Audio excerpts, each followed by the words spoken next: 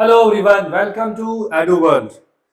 आज का जो लेक्चर है वो लेक्चर नंबर 2 है। और आपको पता होना चाहिए कि हमने जो है यूनिट्स एंड मेजरमेंट का फर्स्ट लेक्चर कंप्लीट कर लिया है, जिसमें हमने आप जाकर के उन वीडियोस को देख सकते हो। ठीक है, अब आज के लेक्चर में हम इसके आगे के टॉपिक्स को हम करवाएंगे, जिसमें बेसिकली आज का जो टॉपिक होगा मोस्टली क्या यूनिट्स पर बेस है। व्हाट इज यूनिट, है ना।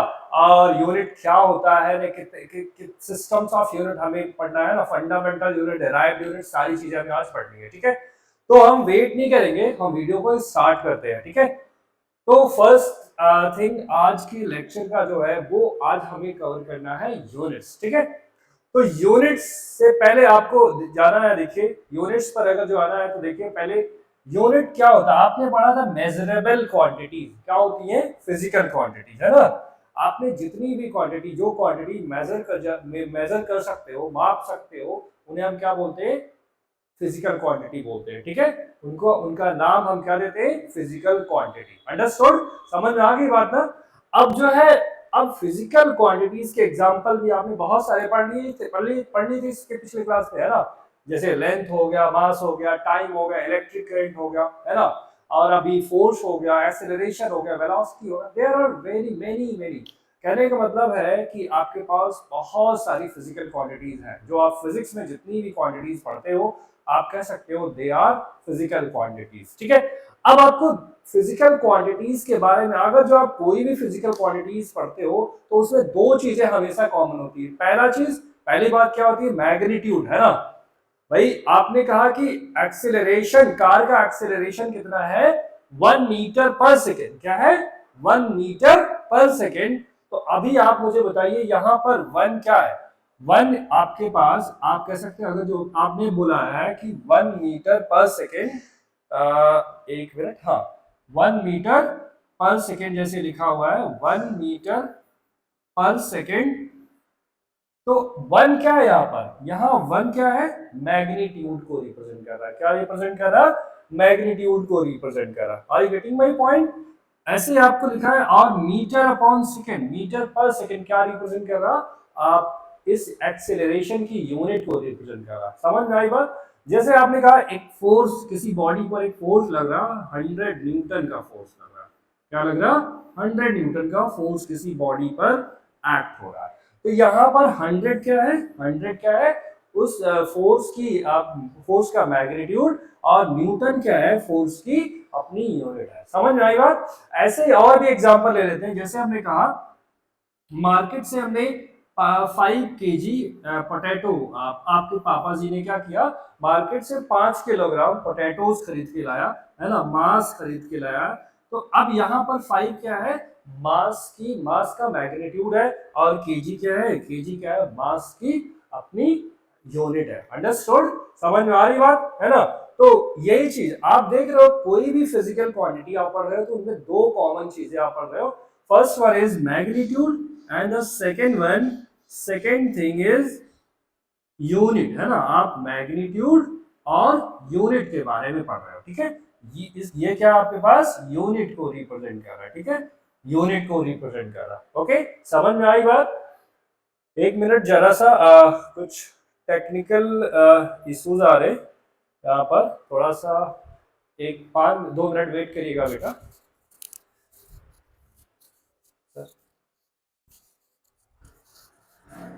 ओके, तो अभी आपको समझ में आया कि पेन का साइज पेन का साइज लेना था।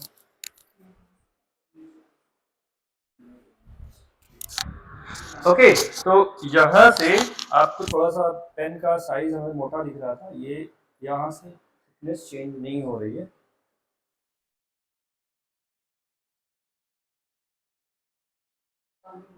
चलिए ठीक है, कोई बात नहीं, हम इसको अगली वीडियो में रेक्टिफाई कर लेंगे। ठीक है, तो अभी क्या है, हम लोगों को देखिए यहाँ पर, तो आपको समझ में आ गया कि any physical quantity have two things, है ना। दो चीजों की बात करते हैं हम लोग। First one is magnitude, second one is unit, है ना। क्या बात करते हैं, first one is unit and secondary thing is unit. समझ में आई बात। ठीक है, तो अभी जो है यहाँ पर आप देख सकते हो, देखो यहाँ पर तो आप एक फिजिकल क्वांटिटी है तो फिजिकल क्वांटिटी के पास क्या होता है, एक मैग्नीट्यूड और साथ में यूनिट होता है। अंडरस्टूड? इतनी बात क्लियर है ना भाई? ओके, तो अब आगे आते हैं। जैसे अभी देखते हैं कि अब हम लोगों को देखना है कि कुछ एग्जांपल्स, जैसे आपको देखो यहाँ पर जैसे डिस्टेंस लिखा हुआ है 25 किलोमीटर, है ना। तो अभी आप यहाँ से देखो डिस्टेंस क्या है, इसका मतलब है, इसका एक्चुअल मीनिंग क्या है। जैसे डिस्टेंस लिखा है 25 किलोमीटर, इसका मतलब जो है आप कह सकते हो 25 टाइम्स मैग्निफिकेशन ऑफ 1 किलोमीटर, है ना। इसका मतलब क्या हो गया, जो डिस्टेंस लिखा हुआ 25 किलोमीटर, इसका मतलब क्या होगा, 25 times magnification of 1 kilometre. 1 kilometre का 25 टाइम्स मैग्निफिकेशन ले लो तो डिस्टेंस 25 किलोमीटर हो जाएगा। समझ में आ रही बात है ना। तो आप यहां से कह सकते हो 1 किलोमीटर, जैसे आपके पास जितना 1 किलोमीटर है वैसे क्या करना आपको 25 टाइम्स आपको ऐड कर लेना, तो क्या मिल जाएगा आपको 25 किलोमीटर। समझ में आई बात? जैसे यहाँ देखिए ये हमारे पास क्या है, 1 किलोमीटर 1 किलोमीटर 1 किलोमीटर ऐड कर लिया, तो ऐसे आपको 25 टाइम्स कर लिया। कहने का मतलब 25 किलोमीटर जो डिस्टेंस है is the magnification 25 times magnification of 1 kilometre. ठीक है, तो आप इसको कह सकते हो, यहां से देखिए, यहां से आगे हम आते हैं जैसे, तो आप यहां कह सकते हो जो मैग्नीट्यूड है, मैग्नीट्यूड क्या रिप्रेजेंट करता है, magnitude is a measure of magnification of unit, है ना। तो आप किसी भी फिजिकल क्वांटिटी की मैग्नीट्यूड का मतलब क्या होता है, basically measurement of magnification of that unit. समझ में आई बात? अब आते हैं जरा यूनिट पर। यूनिट क्या है, देखिए यहाँ पर, यहाँ हमारे पास क्या है, यूनिट को रिप्रेजेंट हो रहा। तो यूनिट वैसे होता क्या, तो आप कह सकते हो द स्टैंडर्ड, बेसिकली यूनिट क्या होता है, स्टैंडर्ड होता है। क्या होता है, स्टैंडर्ड। बेसिकली हम कह देते हैं कि कुछ पर्टिकुलर लेंथ क्या है हमारा 1 मीटर है ना, उसको एक भाई एक अकॉर्डिंगली क्या होता है कि हम general weights and weights general conference of weights and measure में जो है आप कह सकते हो वहां पर डिसाइड किया जाता है कि किसी क्वांटिटी की जो का स्टैंडर्ड क्या है ना, फॉर द मेजरमेंट, है ना। तो standard used for the measurement of a physical quantity of the same kind is known as unit of that physical quantity. अब देखो इसको समझना है आपको, बेसिकली यूनिट क्या है। जैसे आपने कहा कि जो है तो जैसे इस स्टैंड, जैसे आपने लेंथ की यूनिट क्या पढ़ते हो आप, मीटर पढ़ते हो, है ना। क्या पढ़ते हो, मीटर पढ़ते हो, है ना। तो बेसिकली मीटर क्या है, तो आपको पता है मीटर एक फिक्स लेंथ होता है ना, जो कि आप कह सकते हो कि पेरिस में एक सेब्रिस नाम का प्लेस है, जहां पर एक कह सकते हो प्लैटिनम इरिडियम का एलॉय बना हुआ, उसी उसी में दो फिक्स पॉइंट के बीच की डिस्टेंस को हम बोलते हैं 1 मीटर। समझ में आई बात? तो कहने का मतलब क्या, स्टैंडर्ड होता है। ये स्टैंडर्ड की हेल्प से हम क्या कहते हैं कि अगर जो हमें सपोज दैट आपको कोई 10 मीटर डिस्टेंस मेजर करनी है, तो उस स्टैंडर्ड को उठाएंगे और उसी की हेल्प से उसको बार बार 2-3 बार मेजर करके आप जो है फाइनल टोटल लेंथ और फाइंड आउट कर लोगे, है ना। बात समझ में आ रही होगी, है ना। तो ये समझ में आ गया कि स्टैंडर्ड बेसिकली जो यूज होते हैं for the measurement of a physical quantity, जैसे आपको टाइम को मेजर करने के लिए जो स्टैंडर्ड यूज होता है सेकंड यूज होता है ना। इसी तरह जो है लेंथ, आप मास को मेजर करने के लिए जो स्टैंडर्ड यूज होता है वो एसआई सिस्टम में किलोग्राम होता है ना, और ग्राम भी होता है, और भी बहुत सारी यूनिट्स होती है लोग जो, लेकिन जो आप बेसिकली क्या है, अगर जो आप एसआई सिस्टम में बात करो स्टैंडर्ड क्या होता है 1 किलोग्राम होता है। ठीक है, ऐसे अगर जो इलेक्ट्रिक करंट का मेजरमेंट आपको समझना है कि इलेक्ट्रिक करंट का स्टैंडर्ड क्या है, इलेक्ट्रिक करंट का स्टैंडर्ड है बेसिकली एम्पियर। ठीक है, समझ में आया। तो एम्पियर को आप अगर जो एनसीईआरटी उठाओगे तो उसमें इनके सभी के डेफिनेशंस ये मैंने, आप उन डेफिनेशंस को एक बार थ्रू आउट एक बार रीडिंग लगा लो, समझ में आ जाएगा ये स्टैंडर्ड बेसिकली है क्या। ठीक है, समझ में आया। तो उस स्टैंडर्ड के उस स्टैंडर्ड से कंपेयर कर लेते हैं चीजों को, और जैसे हमने सपोज दैट एक हमारे पास वजन को मेजर करना है, तो उतने ही वजन क्या करते हैं बैलेंस पर दूसरी साइड रख देते हैं, है ना। तो आपको पता चल जाता हाँ इतना वजन का ये चीज है। ठीक है, ये क्या हो रहा है, कंपैरिजन हो रहा है, सेम काइंड की चीजों का कंपैरिजन हो रहा है बाय यूजिंग सम स्टैंडर्ड। तो यहाँ बेसिकली क्या था, standard use for the measurement of physical quantity of the same kind is known as unit of that physical quantity. Understood? समझ में आ गई बात? अब आगे आते हैं, आगे क्या है, जैसे देखिए यहाँ पर, तो अभी जो हमने पढ़ा व्हाट इज यूनिट, यहाँ पर यूनिट को हमने डिफाइन किया है। तो unit is basically the standard used for measurement of a physical quantity of the same kind, है ना। से एक ही तरह की क्वांटिटी को मेजर करने के लिए जो हम स्टैंडर्ड यूज करते हैं, that is known as unit of that physical quantity. समझ में आई बात? तो यूनिट आप समझ गए, है ना। तो अब जैसे यहाँ पर क्या है, जो फंडामेंटल क्वांटिटीज की जो यूनिट्स होती है उसे हम क्या बोलते हैं, फंडामेंटल यूनिट्स या फिर बेस यूनिट्स भी बोलते हैं। क्या बोलते हैं? फंडामेंटल यूनिट्स या फिर बेस यूनिट्स भी बोलते हैं। फंडामेंटल यूनिट्स और बेस यूनिट्स के नाम से भी जानते हैं। अंडरस्टूड? या बेसिक यूनिट भी कभी कभी बोल देते हैं, ठीक है। और जो डेराइव्ड क्वांटिटी होती है उनकी जो यूनिट्स होती है उन्हें क्या बोलते हैं? डेराइव्ड यूनिट्स, ठीक है। डेराइव्ड क्वांटिटी, जैसे आपके पास एक्सेलरेशन है, फोर्स है ना, एनर्जी है, तो उन सभी की जो यूनिट्स होती है उन्हें हम क्या बोलते हैं? Derived units. कल इससे पहले वाले लेक्चर में आपको बताया था what is fundamental quantity, what is fundamental derived quantity, है ना। इनकी यूनिट्स जो होती है उन्हें फंडामेंटल यूनिट्स, और डेराइव्ड क्वांटिटी की जो यूनिट्स होती है उन्हें क्या बोलेंगे? Derived units. अंडरस्टूड? बात क्लियर है ना? यहां तक कोई डाउट तो नहीं रह गया ना? ओके, आगे मूव करते हैं।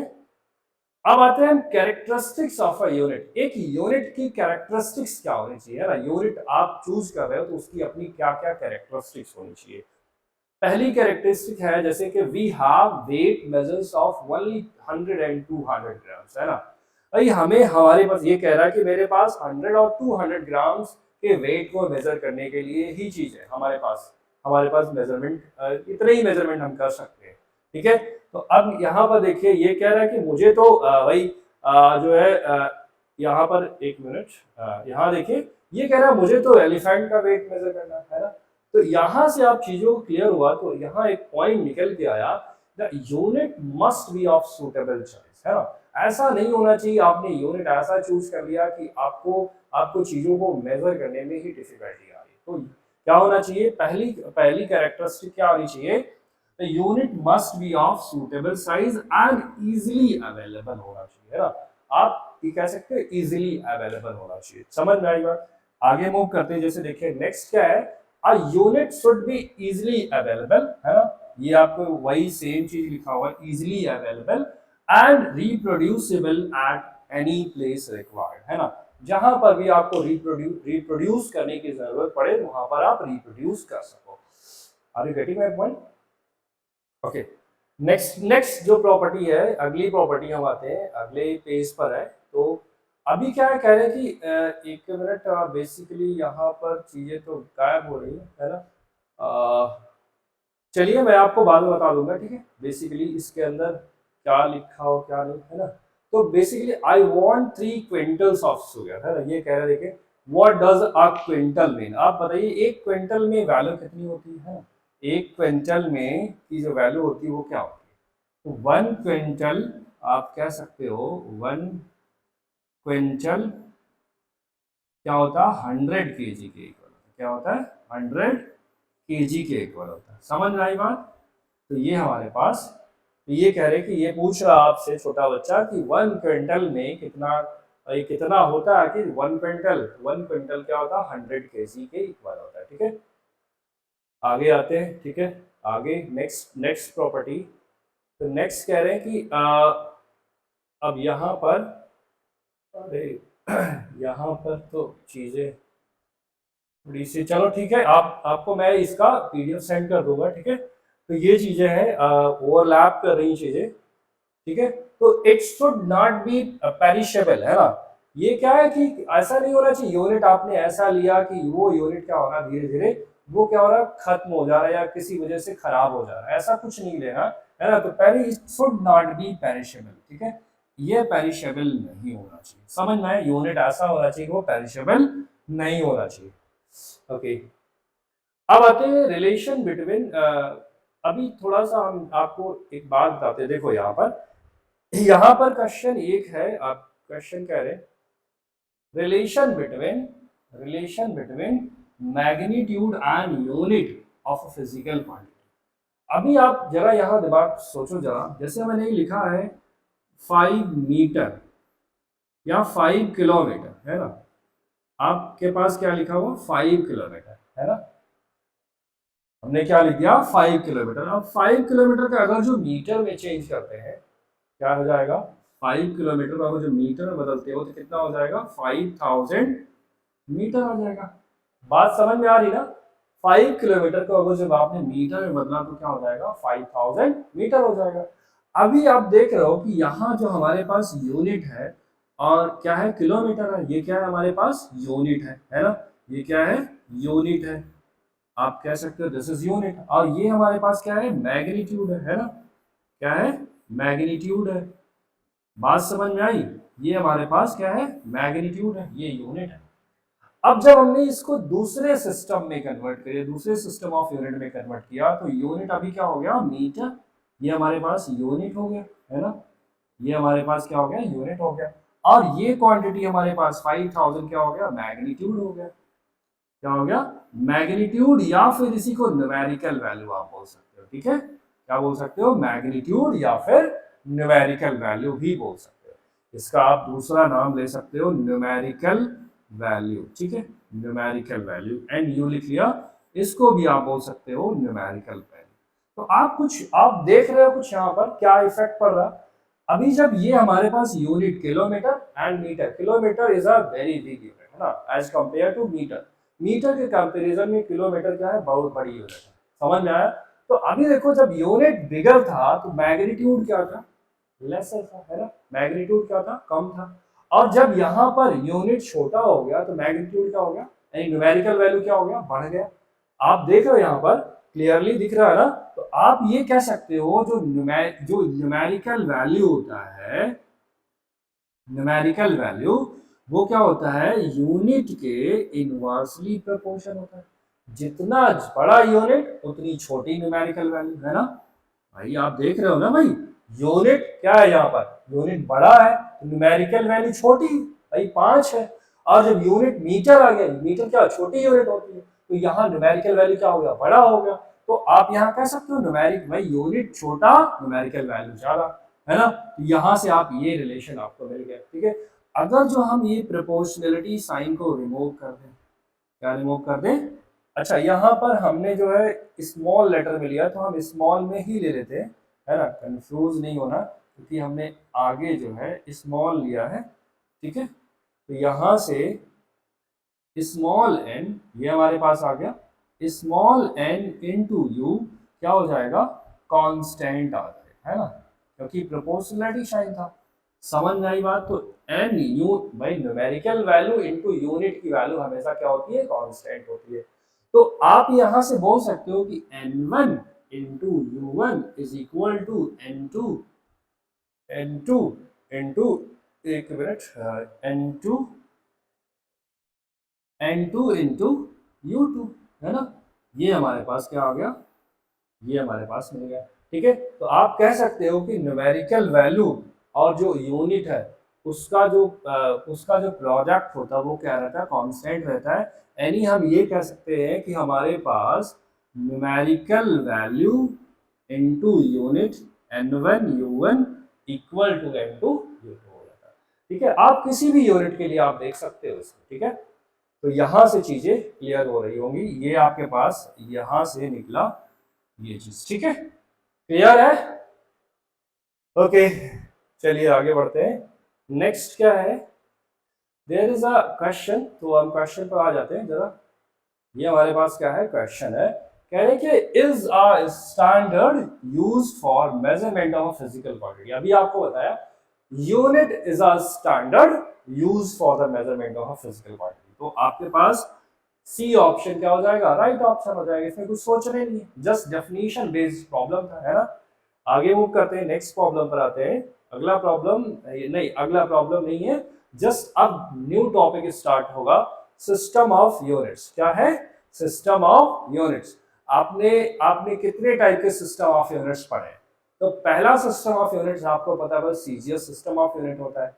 दूसरा क्या है FPS system of unit. Third क्या है MKS system of units and the last one is SI system of units. आपने पढ़ा होगा। ठीक है, तो आज हम उसी पर इसी इसी बात पर हम डिस्कशन लेंगे, ठीक है। तो first system of unit, basically आप पहले इनका नाम देख सकते हो। पहला क्या है, एफपीएस सिस्टम। अच्छा, F stand for foot, P stand for pound and S stand for second, ठीक है। ठीक है, समझ में आई बात। अब जैसे देखो यहाँ पर हमारे पास F stand for foot, P stand for pound and S stand for second, ठीक है। एंड सीजीएस सिस्टम में क्या है, C stand for centimetre, G stand for gram and S stand for second. समझ में आई बात। अब नेक्स्ट क्या है, देखिए नेक्स्ट है एमकेएस सिस्टम।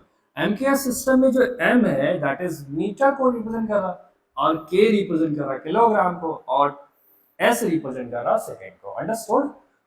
आगे हम एसआई सिस्टम के बारे में बात करेंगे आपसे, ठीक है। तो अभी हमें first system of unit that is CGS system of unit के बारे में देखना है, ठीक है। तो यहाँ पर सीजीएस सिस्टम ऑफ यूनिट में देखिए क्या होता है, जो लेंथ को हम क्या करते हैं, इस पर्टिकुलर सिस्टम में हम 3 फंडामेंटल क्वांटिटीज को देखते हैं और उनकी यूनिट्स को हम असाइन कर देते हैं, ठीक है। यहाँ पर क्या है, हमारे पास पहली फंडामेंटल क्वांटिटी क्या है, लेंथ, क्या है, लेंथ है। और इस सिस्टम में लेंथ की यूनिट को हम क्या रखते हैं, सेंटीमीटर, है ना, क्या रखते हैं, सेंटीमीटर। शॉर्ट में हम सीएम लिख सकते हैं। अंडरस्टूड। अभी जो second system of unit that is mass है, मास का जो एसआई यूनिट हो, सीजीएस सिस्टम में यूनिट होता है दैट इज ग्राम। ग्राम को हम स्मॉल जी से रिप्रेजेंट कर सकते हैं। अब थर्ड सिस्टम ऑफ यूनिट में जो टाइम, टाइम को हम क्या करते हैं, सेकेंड में रिप्रेजेंट करते हैं, और ये कि इसको स्मॉल एस से रिप्रेजेंट कर सकते हो आप, ठीक है। बात क्लियर है। तो सीजीएस सिस्टम अब कभी आता है तो प्रॉब्लम तो नहीं होगा ना। क्वेश्चन में क्या आता है, convert this unit into CGS unit, है ना। इसका मतलब क्या कहना चाह रहा है, क्या लेंथ को आप उसको सेंटीमीटर में कन्वर्ट करो, और टाइम को सेकेंड में कन्वर्ट करो, और मास को ग्राम में कन्वर्ट करो, ये आपसे कहना चाहते हैं, ठीक है। अब आते हैं नेक्स्ट सिस्टम ऑफ यूनिट पर that is MKS system of unit. तो इस पर्टिकुलर सिस्टम में हमें जो लेंथ होता है, लेंथ की जो एसआई यूनिट होती है दैट इज मीटर होता है। वो क्या होता है, मीटर होता है। इसका शॉर्ट या सिंबॉलिक रिप्रेजेंटेशन क्या होता है, स्मॉल एम होता है, ठीक है। मास, मास की अपनी जो एसआई यूनिट, मास की जो यहाँ पर इस पर्टिकुलर सिस्टम में, सॉरी एसआई सिस्टम नहीं बोल सकते हम ना, ठीक है, सॉरी, है ना। अभी क्या है, मास, इस पर्टिकुलर सिस्टम में मास का जो यूनिट हम रखते हैं वो क्या रखते हैं, किलोग्राम रखते हैं। और किलोग्राम का जो शॉर्टकट होता है वो क्या होता है, या सिंबॉलिक फॉर्म में रिप्रेजेंटेशन क्या होता है, स्मॉल केजी, ठीक है, स्मॉल केजी। समझ में आई बात। अब इस सिस्टम में जो टाइम की यूनिट को हम रखते हैं वो सेकंड रखते हैं दैट इज स्मॉल एस, ठीक है, स्मॉल एस होता है। Are you getting my point. I think आप लोगों को क्लियर हो गया होगा, ठीक है। आते हैं नेक्स्ट। अच्छा एक मिनट, यहाँ पर जो अभी इस पर्टिकुलर सिस्टम में अगर जो आपको कन्वर्जन करना हो, इस पर्टिकुलर सिस्टम को सीजीएस में कन्वर्ट करना हो, तो आपको पता होना चाहिए कि 1 metre is equal to half. ये आपको सब बच्चों को पता होता है ना। 1 मीटर क्या होता है, 100 सेंटीमीटर होता है ना। 1 मीटर इक्वल टू 100 सेंटीमीटर होता है। और आपको पता है कि 1 किलोग्राम, किलोग्राम क्या होता है, 1000 ग्राम होता है ना। क्या होता है, 1000 ग्राम होता है। समझ में आई बात। 1 किलोग्राम की वैल्यू 1000 ग्राम होता है। तो यहाँ से आप मीटर को सेंटीमीटर या सेंटीमीटर को मीटर में बदल सकते हैं, ठीक है। यहाँ किलोग्राम को ग्राम में और ग्राम को किलोग्राम में कन्वर्ट कर सकते हो, ठीक है। अब यहाँ पर आपको टाइम की आपको पता है 1 आवर में कितना मिनट होता है, 60 मिनट होता है ना। ये सारी चीजें वैसे बताने लायक नहीं है, फिर भी मैं आपको बता देता हूँ, ठीक है।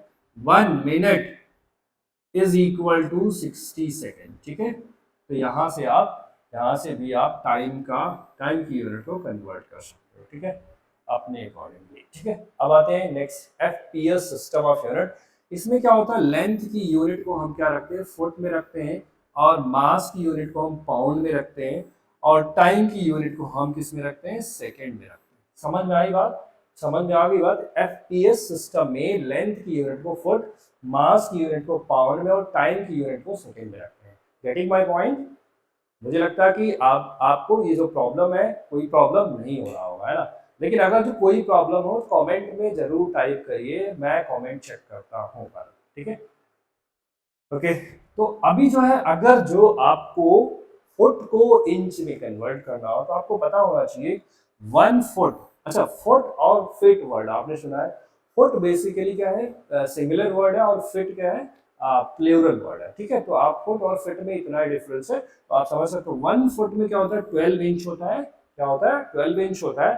ठीक है, जो आपकी बड़ी वाली स्केल होती है वो 1 फुट की होती है। ठीक है, 1 फुट की होती है, और 1 इंच में 2.54 सेंटीमीटर होता है। तो आप कह सकते हो जो आपकी स्केल होती है 30 सेंटीमीटर के आसपास की होती है। ठीक है, ठीक है, वहां से आप देख लो भाई, 12 इंटू 2.54 क्या आ जाएगा, ये लगभग आ जाएगा 30 सेंटीमीटर, क्या 30 समथिंग आएगा। ठीक है, समझ में आ रही बात। अब आते हैं पाउंड, मास का। अब एक देखो, पाउंड भी क्या होता है, मास की एक यूनिट होती है। तो आपको पता होना चाहिए 1 पाउंड में कितना ग्राम या कितना किलोग्राम होता है। तो आपको पता है 1 पाउंड में 453.592 ग्राम होता है। लगभग लगभग आप इसको बोल सकते हो 454 ग्राम। ठीक है, 1 पाउंड में क्या होता है, 454 ग्राम होता है। या फिर 1 किलोग्राम में कितना पाउंड होता है, तो 1 किलोग्राम में कितने पाउंड होते हैं वो आप यहां से 2.205 पाउंड होते हैं। ठीक है, क्लियर है ना। तो आपको समझ में आया। तो ये इंपॉर्टेंट था, क्योंकि आपको अगर जो एफपीएस को एसआई में या सीजीएस में कन्वर्ट करना होगा, तो आपको पता होगा, पता होना चाहिए 1 पाउंड में आखिर कितना ग्राम या कितना किलोग्राम होता है। ठीक है, ग्राम पता चल गया तो किलोग्राम ऑटोमेटिकली पता चल जाएगा, है ना, 1000 से डिवाइड कर दो, किलोग्राम में आ जाएगा। ठीक है, तो ऐसे यहाँ पर फुट फुट को मीटर या सेंटीमीटर में बदलना पड़े तो क्या करोगे, यहाँ पर ऐसा कर सकते हो। ठीक है, 1 फुट 12 इंच, और 1 इंच में क्या होता है 2.54, तो 1 फुट में क्या हो जाएगा 12 इंटू 2.54 सेंटीमीटर आ जाएगा। ठीक है, सॉल्व कर सकते हैं इसको। ठीक है, आगे आते हैं। तो अभी जो एसआई सिस्टम, अब क्वेश्चन ये आता है कि अभी आपने तीन सिस्टम ऑफ यूनिट्स पढ़ लिया, अब इसकी क्या जरूरत पड़ रही है ना। देखो, हो क्या रहा था, आपने देखा अभी तक जो जब भी आपने जितने भी सिस्टम ऑफ यूनिट पढ़ा, जैसे एमकेएस, सीजीएस, एफपीएस, है ना, उनमें केवल आप थ्री फंडामेंटल क्वांटिटीज के बारे में आप देख रहे हो, जैसे लेंथ हो गया, मास हो गया, टाइम हो गया। लेकिन पता क्या है, जब एक बेसिकली एक कॉन्फ्रेंस रखी गई साइंटिस्ट की, और उन साइंटिस्ट में क्या, साइंटिस्ट को क्या हुआ कि जो है उनसे कहा गया कि भाई हमें अगर जो करंट को मेजर करना है ना, या फिर हमें जो है अमाउंट ऑफ सब्सटेंस का मेजरमेंट करना है, या फिर हमें जो है, हमें सपोज दैट हमें जो है इलेक्ट्रिक करंट का मेजरमेंट करना है, तो अभी तो एमकेएस, एफपीएस और सीजीएस में तो ये सारी चीजें तो है ही नहीं। तो वहां पर कॉन्फ्लिक्शन आने लगा, और एक और प्रॉब्लम आने लगी कि इंटरनेशनल लेवल पर जो क्या हो रहा था, कोई अपने देश में क्या एमकेएस सिस्टम यूज कर रहा है, कोई अपने देश में एफपीएस यूज कर रहा है, अमेरिका वाले कुछ और अपना यूज कर रहे हैं, है ना, अलग अलग कंट्री अलग अलग सिस्टम ऑफ यूनिट्स में जो है चीजों को एक्सेप्ट कर रही थी। लेकिन जब उन्हें इंटरनेशनल लेवल पर जो है कम्युनिकेशन करना होगा, कुछ सेलिंग करना होगा, कुछ चीजों को उनसे लेना हुआ या उनको देना हुआ, तो क्या हो रहा था, वो अपने अपने यूनिट्स के अकॉर्डिंग देखते थे, तो क्या हो रहा, कॉन्फ्लिक्शन आ लगी। तो इसी के लिए कॉन्फ्रेंस बुलाया गया साइंटिस्ट का, और उस कॉन्फ्रेंस में कहा गया कि एक ऐसा सिस्टम सिस्टम ऑफ यूनिट्स तैयार करो जो इंटरनेशनल लेवल पर एक्सेप्टेड हो। ठीक है, तो उसके बाद इसीलिए क्या हो गया, इस पर्टिकुलर सिस्टम के लिए इसीलिए जरूरत पड़ी, क्योंकि आवर सिस्टम में केवल केवल थ्री फंडामेंटल क्वांटिटीज की थी और उनकी यूनिट्स डिसाइड थी। लेकिन इस सिस्टम में 7 फंडामेंटल क्वांटिटी के साथ 2 सप्लीमेंट्री क्वांटिटीज को भी रखा गया, और साथ में ही ये इंटरनेशनल लेवल पर एक्सेप्टेंस इसको दे गई। ठीक है, तो ये होता है, क्या होता है, इंटरनेशनल सिस्टम ऑफ यूनिट, है ना। तो इसका फुल फॉर्म अगर जो लिखना चाहो तो इंटरनेशनल सिस्टम ऑफ यूनिट होता है ना। तो एक दिस लैंग्वेज एक्चुअली जो है, ये आप कह सकते हो इसका जो फुल फॉर्म होता है इंटरनेशनल सिस्टम ऑफ यूनिट। ठीक है, international national international international system of unit, है ना, इंटरनेशनल सिस्टम ऑफ यूनिट, है ना। तो वैसे बुक में आपका आप कह सकते हैं इसका नाम कुछ ऐसे लिखा, सिस्टम लिखा रहता है ना, SYSTEME, सिस्टम इंटरनेशनल, ऐसे कुछ INTERNATIONALE,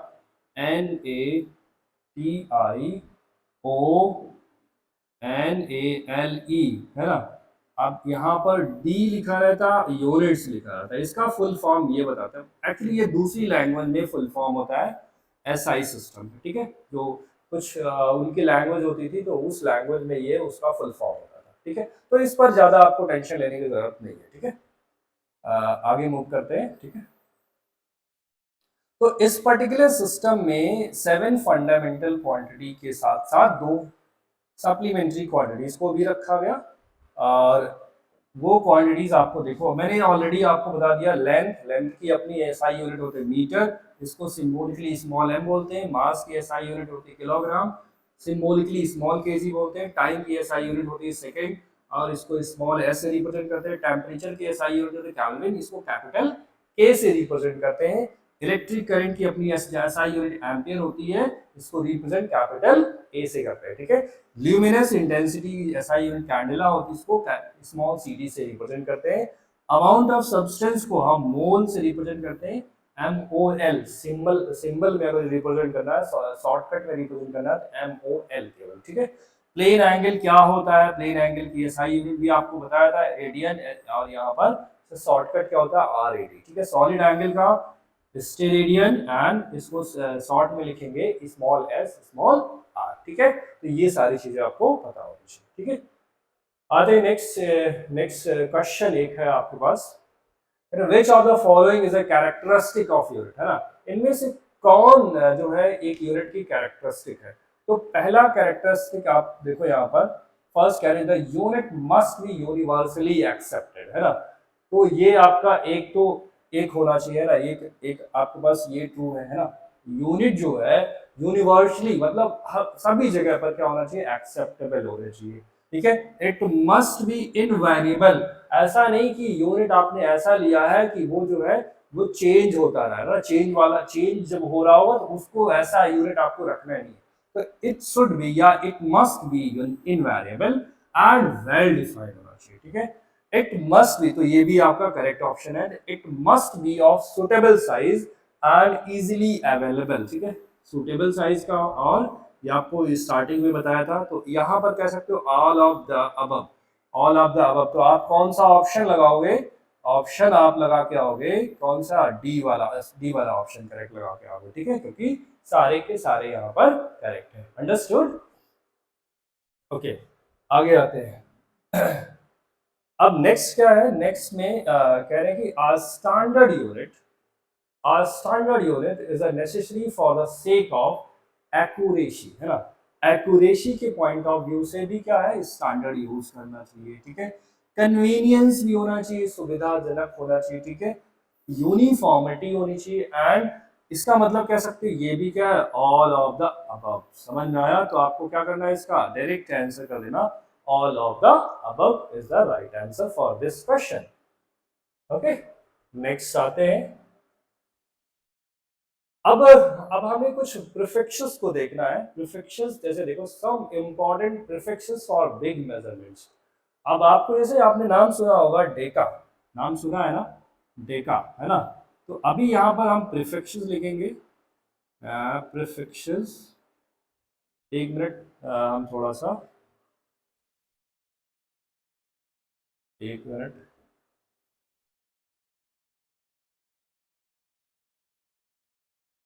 ओके, यहाँ पर हम लिखेंगे प्रीफिक्सेस को, क्या लिखेंगे, प्रीफिक्सेस को। अच्छा, प्रीफिक्सेस क्या होते हैं पहले ये समझ लो आप लोग।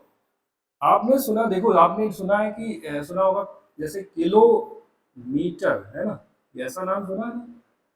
के क्या है यहाँ पर, व्हाट इज के हियर, है ना। तो आप इसको अगर जो फुल फॉर्म लिखोगे तो 1 किलोमीटर, 1 किलोमीटर। तो यहाँ किलो वर्ड क्या है, किलो इज प्रीफिक्स, है ना। यहाँ पर क्या है, किलो प्रीफिक्स है। जैसे लिखा 1 मेगावाट, क्या लिखा हुआ है, 1 मेगावाट।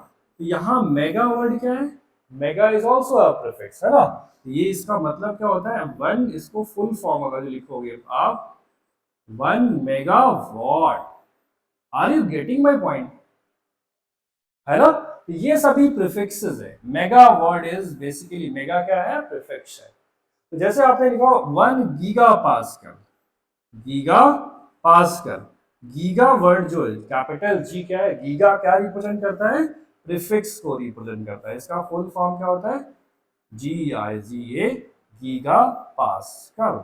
ठीक है, तो इसका ये हमारे पास क्या है, प्रीफिक्स है। समझ में आ रही बात। तो अभी इन्हीं प्रीफिक्सेस को हमें पढ़ना है और इनकी वैल्यूज को भी पढ़ना और इनके सिंबल्स को भी पढ़ना है। ठीक है, तो अभी देखते हैं, तो इनको हम इरेज कर लें। ओके, इरेज कर लेते हैं।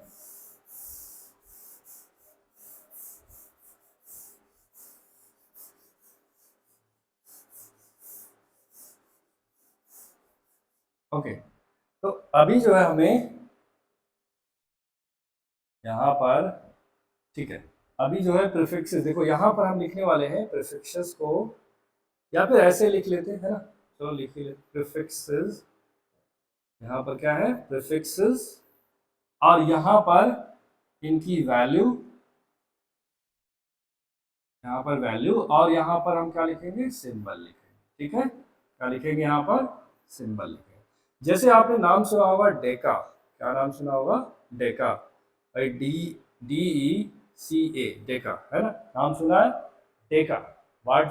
तो यहाँ डेका को अगर जो रिप्रेजेंट करोगे तो, सॉरी, इसकी जो वैल्यू होती है वो क्या होती है, डेका की जो वैल्यू होती है वो 10⁻1 होती है। क्या होती है, 10⁻1। और इसका जो सिंबल होता है वो क्या होता है, स्मॉल DA होता है। ठीक है, ये हमारे पास डेका के बाद हेक्टो आता है। क्या आता है, हेक्टो आता है।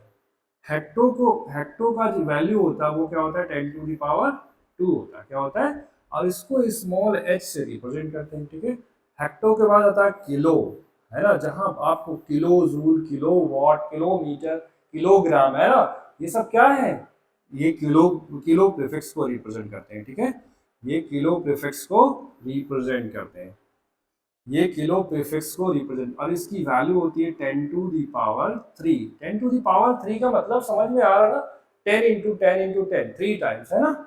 10⁻2 का मतलब 10 इंटू 10 इंटू 2, है ना, 10 इंटू 10, है ना, 2 बार 10 को मल्टीप्लाई कर दो। यहाँ इसका सिंबॉलिक मतलब स्मॉल के होता है, स्मॉल के है, ध्यान रखना, कैपिटल के मत बनियो। ठीक है, अब आते हैं हम यहाँ पर डेका, हेक्टो, किलो, मेगा, है ना, यहाँ पर क्या आता है, मेगा। अच्छा, मेगा की जो वैल्यू होती है, आपने मेगा वॉट सुना होगा, है ना, मेगा जूल सुना होगा, है ना, तो मेगा पास्कल सुना होगा। तो ये बेसिकली है क्या, ये भी एक प्रीफिक्स है। इसका सिंबल क्या होता है, कैपिटल M होता है ना। किलो, मेगा, जीगा, है ना, उसके बाद क्या आता है, जीगा आता है। ठीक है, क्या आता है, जीगा आता है। इसकी जो वैल्यू होती है 10⁻9 होता है, और इसका जो सिंबल होता है वो क्या होता है, कैपिटल G होता है। समझ में आई बात। जीगा के बाद मेगा, जीगा, है ना, टेरा आता है। क्या आता है, टेरा आता है। टेरा की जो वैल्यू होती है 10⁻12 होता है, और इसको हम रिप्रेजेंट कैसे करते हैं, कैपिटल T से रिप्रेजेंट करते हैं। ठीक है, टेरा के बाद आता है पेटा। पेटा का जो रिप्रेजेंट, पेटा के लिए आप कह सकते हो 10⁻15 आता है ना, और इसको हम कैपिटल P से रिप्रेजेंट करते हैं। पेटा के बाद आता है एक्सा, है ना, क्या आता है, एक्सा आता है, 10⁻18, और इसकी जो वैल्यू होती है कैपिटल, इसको सिंबल जो होता है कैपिटल E होता है। तो अब समझ में आ गया कि ये हमें प्रीफिक्सेस है, कि और भी होते हैं, दो तीन और होते हैं, लेकिन इंपॉर्टेंट इतना ही है। ठीक है, आपको जीगा तक, टेरा तक आपको बहुत ज्यादा पूछा जाता है, उसके आगे नहीं पूछा जाता। ठीक है, तो यहाँ चीजें आपको पता होनी चाहिए। अब इसका मीनिंग आपको समझना, जहां पर भी मेगा वर्ड आया, जैसे लिखा हुआ मेगा वॉट, क्या लिखा हुआ है, मेगा वॉट, है ना, जहां पर भी कैपिटल M दिखा, इसका मतलब मेगा। मेगा का मतलब होता है 10⁻6। क्या है, 10⁻6 वॉट। गॉट इट, समझ में आया। अब ऐसे देखो, जहां पर लिखा हुआ है किलो जूल, जैसे लिखा हुआ किलो जूल, किलो का मतलब क्या होता है, 10⁻3, है ना, तो यहाँ आ जाएगा 10⁻3 जूल, या 1000 जूल बोल सकते हैं इसको, है ना।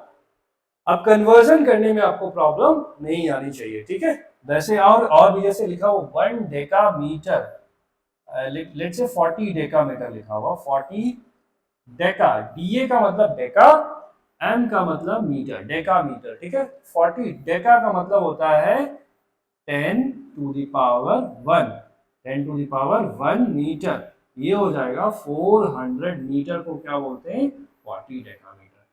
Got it? समझ में आ गई? अगर ये 4 किलो जूल होता तो क्या हो जाता, 4 हो जाता है ना। अगर ये मान लो 101 होता तो यहाँ पर भी क्या हो जाता, 101 हो जाता। समझ में आई बात? क्लियर हो रही बात? तो these are the prefixes for the big measurement. जब आपको बड़ा मेजरमेंट करना है तो आप इन सभी प्रीफिक्सेस, कोई बहुत बड़ा नंबर है उसको आप शॉर्ट में लिखना चाहते हो तो इन सभी प्रीफिक्सेस का यूज कर सकते हो आप। ठीक है, आते हैं नेक्स्ट में क्या है, अब some important prefixes for small measurement, जैसे डेसी हो गया, सेंटी हो गया, मिली हो गया, माइक्रो हो गया, है ना। तो इन सभी आपको पढ़ना पड़े तो क्या ठीक है। जैसे आपको देखो यहाँ पर आते हैं, डेसी क्या है, डेसी सुना, देखो अभी यहाँ प्रीफिक्स को बता रहा है। ठीक है, यहाँ इसका हम ऊपर लिख नहीं रहे, चलो लिख ही देते हैं, है ना। यहाँ पर क्या है, प्रीफिक्सेस है, क्या है, ये प्रीफिक्सेस को रिप्रेजेंट कर रहे हैं। ठीक है, अब यहाँ पर इसकी वैल्यू को हमने लिख लिया, ओके, और यहाँ पर हमने सिंबल को लिख लिया, क्या लिख लिया, सिंबल को लिख लिया, ये हमारे पास सिंबल है। तो डेसी का मतलब होता है 10⁻⁻1। ठीक है, और इसका सिंबल क्या होता है, स्मॉल डी होता है, क्या होता है, स्मॉल डी होता है। सेंटी है ना, CENTI, सेंटी जहां पर लिखा हुआ है, देखो आई यहाँ बन नहीं रहा तो आप लोग देख रहे सेंटी, सेंटी का मतलब होता है 10⁻²। जहां पर भी सेंटी प्रीफिक्स में दिखे उसकी वैल्यू आप 10⁻², दैट इज 0.01 लगा सकते हो। भाई 10⁻² का मतलब क्या, 1/10⁻², 1/10⁻² का मतलब क्या, 1/10 × 10 100, 1/100 दैट इज, उसको जब आप डेसिमल में कन्वर्ट करोगे क्या होगा, 0.01। तो सेंटी का मतलब क्या होता है, सेंटी आप 10⁻² स्मॉल c से रिप्रेजेंट करेंगे। देसी सेंटी मिली, अब आता है मिली वर्ड, है ना, मिली, ये हमारे पास क्या है, मिली। ठीक है, मिली की जो वैल्यू होती है 10⁻³ और इसका रिप्रेजेंटेशन स्मॉल m होता है। ठीक है, क्या होता है, स्मॉल m होता है। माइक्रो वर्ड, आपको जहां पर भी माइक्रो वर्ड दिखे, माइक्रो वर्ड जहां पर आ रहा है उसका मतलब होता है 10⁻⁻6 और इसका रिप्रेजेंटेशन क्या होता है, म्यू होता है। ठीक है, म्यू होता है, समझ में आया। नैनो है ना, नैनो, तो नैनो का मतलब होता है 10⁻, है ना, -9, 10⁻⁻9 होता है और इसका जो रिप्रेजेंटेशन होता है स्मॉल n होता है। ठीक है, नैनो के बाद आता है पीको, पीको के लिए आता है 10⁻⁻12, स्मॉल p होता है। फेम्टो आता है, फेम्टो आता है, फेम्टो के लिए 10⁻⁻15 आता है और स्मॉल f होता है। एटो आता है फिर ATTO, एटो के लिए 10⁻⁻18, उसके बाद स्मॉल a होता है। ठीक है, तो these are the prefixes for small measurement. ठीक है, तो इनके यूज को भी हम थोड़ा समझ लेते हैं, इनका यूज क्या है आखिर। जैसे लिखा हुआ है 1 माइक्रोमीटर, लिखा हुआ है 1 micrometre, micro, mu stand for micro, और माइक्रो की वैल्यू आपको पता है कितना होता है, 10⁻⁻6 मीटर, है ना। तो 1 माइक्रो कितना हो जाएगा, 1 × 10⁻⁻6, ठीक है, मीटर। ऐसे आपके पास क्या है, 1 नैनोमीटर, अगर भाई सपोज है 10 नैनोमीटर लिखा हुआ है, नैनोमीटर, 10 नैनोमीटर का मतलब होता है 10 इंटू नैनो का वैल्यू क्या होता है, 10⁻⁻9। तो इसको आप लिख सकते हो 1 × 10⁻⁻8 मीटर। बात समझ में आ रही है, क्लियर हो रहा है ना चीज। तो आपको ऐसे, जैसे आपको लिखा डेसी 20 डेसीमीटर, डीएम है ना, डीएम का मतलब क्या, डेसीमीटर। तो यहाँ पर 20 डीएम, भाई डेसी का मतलब 10⁻⁻1, तो यहाँ पर क्या आ गया, 20 × 10⁻⁻1, दैट इज इक्वल टू 2.0, है ना, क्या आ जाएगा, 2.0 मीटर आ जाएगा। बात समझ में आए, 20 डेसीमीटर की वैल्यू इतनी आ जाएगी। तो ये रहा प्रीफिक्सेस का कमाल, है ना। प्रीफिक्सेस का यूज करके आप जो है इनको एक यूनिट से दूसरे यूनिट में आप कन्वर्ट करना बहुत आसान हो जाता है चीजें, ठीक है, समझ में आई बात? ओके ओके, नेक्स्ट देखते हैं, नेक्स्ट क्या है? नेक्स्ट हमारे पास अब हमें समझना है rules for using symbols of unit, है ना। देखो अब यूनिट्स के सिंबल्स कैसे हम यूज कर सकते हैं, देखिए यहाँ पर पहला फर्स्ट रूल है, कह रहे कि फुल नेम्स ऑफ यूनिट्स, जैसे लिखा फुल न्यूटन लिखा हुआ ना, full names of units even if they are named after scientist, scientist का भी नाम अगर जो है यूनिट में, जैसे न्यूटन है ना, अगर जो लिखा हुआ है, जैसे देखो एक तो हो गया ऐसी यूनिट मीटर,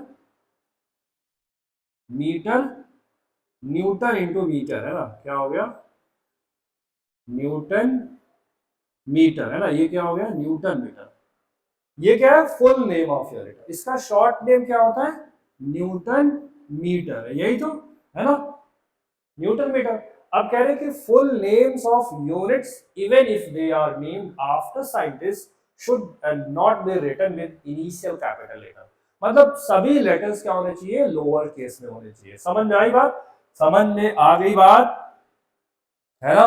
तो यहाँ पर जो फुल नेम अगर जो यूनिट का लिखा हुआ है तो जो फर्स्ट लेटर होगा that will be in small letter, है ना, वो क्या होगा स्मॉल लेटर, जैसे देखो न्यूटन जो लिखा हुआ है, न्यूटन को आप कैसे लिखोगे स्मॉल NEWT है ना, बट इसको आप कैपिटल N नहीं लिखोगे, ठीक है, समझ में आएगा। तो ये फर्स्ट रूल हो गया यूनिट्स को लिखने का। अब कह रहे symbols for a unit named after scientist should have a capital letter, अगर जो कोई यूनिट है जो किसी साइंटिस्ट के नेम पर है तो उसका जो आपको जो सिंबल अगर यूज करते हो तो कैपिटल लेटर में यूज करना है, ठीक है, जैसे मैक्सवेल है ना, जैसे न्यूटन है ना, जैसे पास्कल, तो आपको पहला लेटर उसका क्या होना चाहिए कैपिटल होना चाहिए, जैसे देखो यहाँ पर एग्जांपल एग्जांपल जैसे देखो न्यूटन के लिए आप न्यूटन जैसे ये साइंटिस्ट के नेम पर यूनिट पड़ा हुआ है तो इसको आप सिंबल फॉर्म में लिखना चाहते हो तो कैपिटल एन होगा, ठीक है।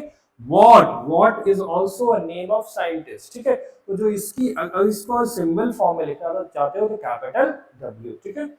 इसी तरह एम्पियर, एम्पियर का भी आप अगर जो सिंबल लिखना चाहते हो तो कैपिटल ए, क्यों, क्योंकि ये साइंटिस्ट के नेम से लिया गया, ठीक है, साइंटिस्ट के नेम है और उन्हीं को यूनिट बना दिया गया, ठीक है, समझ में आई बात, आगे मूव करते हैं।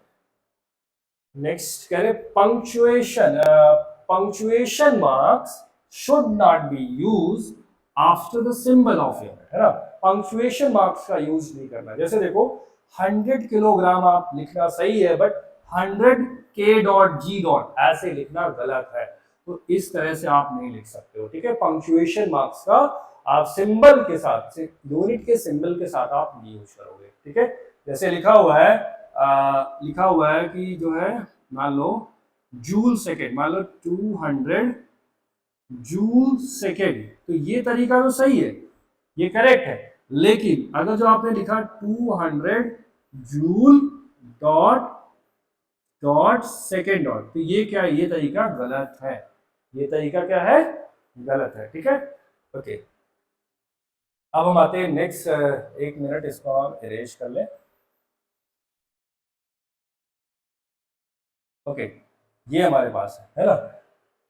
अभी जैसे symbol for unit should not take plural form, ठीक है, सिंबल को आप प्लूरल फॉर्म में नहीं लिखोगे, जैसे लिखा हो 100 न्यूटन्स, है ना, भाई कोई मान लो कोई बॉडी का फोर्स लग रहा है 100 न्यूटन्स का फोर्स लग रहा है, तो आप जब उसको सिंबल फॉर्म में लिखना चाह रहे हो तो 100 NS नहीं लिखोगे, जैसे देखो यहाँ पर, यहाँ भी क्लियर हो जाएगा, जैसे लिखा 100 न्यूटन्स, तो आप 100 N लिखोगे, ना कि आप ऐसे लिखो 100 NS, ये तरीका गलत है, ठीक है, 50 मीटर्स को आप 50 M लिखोगे सिंबल फॉर्म में, आप ऐसे नहीं लिखोगे, ठीक है, ये तो मिली सेकेंड हो जाएगा फिर, ठीक है, ये न्यूटन सेकेंड को आप कह सकते हो, है ना, तो ये आपके पास ऐसे ही जो है आप जो है ऐसे भी नहीं लिख सकते हो, है ना, ऐसे भी नहीं लिख सकते हो, समझ में आया बात, क्लियर है ना, आगे मूव करते हैं। विच of the following is the correct form of expressing SI unit, तो एसआई यूनिट को एक्सप्रेस करने का कौन सा करेक्ट फॉर्म है,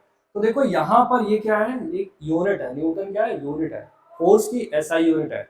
लेकिन अब ये साइंटिस्ट के नेम से या किसी के नेम से हो, है ना, फर्स्ट लेटर या सभी लेटर क्या होने चाहिए, लोअर केस। अगर जो आपको फुल फॉर्म में लिखा हुआ है तो लोअर केस में होना चाहिए। ये तरीका गलत है। अब ये देखो दूसरा तरीका एग्जैक्टली सही है ना, सभी लेटर्स क्या है, लोअर केस में है और साइंटिस्ट का नाम या किसी का नाम हो।